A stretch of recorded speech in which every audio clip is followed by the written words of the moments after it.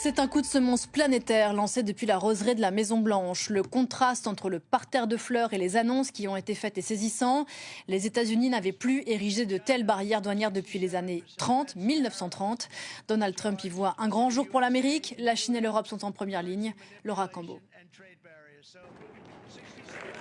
La charge commerciale est massive. Dès samedi, une taxe généralisée mondiale s'appliquera. 10% pour tous les produits entrant aux États-Unis. Mais ces droits de douane seront majorés dès mercredi pour des dizaines de pays.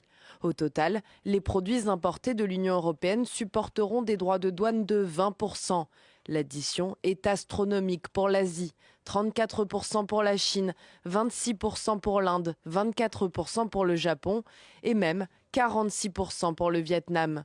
Le Royaume-Uni est l'un des pays les plus chanceux. Il s'en tient au taux plancher de 10%. Cette offensive protectionniste de la Maison-Blanche est sans précédent. Il s'agit probablement de l'un des changements les plus importants de la politique économique internationale des États-Unis au cours des 50 ou 60 dernières années, depuis qu'ils ont essayé de réduire les obstacles au commerce après la Seconde Guerre mondiale et l'accord général sur les tarifs douaniers et le commerce, puis l'OMC.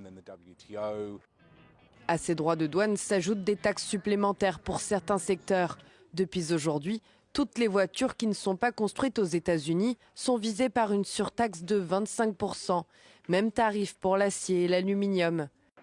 Plusieurs catégories sont pour l'heure exemptées de taxes. Les produits énergétiques comme le pétrole, les minéraux critiques, l'or, mais aussi le bois de construction, le cuivre, les semi-conducteurs ainsi que les médicaments. Mais il ne pourrait s'agir que d'un répit. Ces produits sont en réalité dans le viseur de Donald Trump.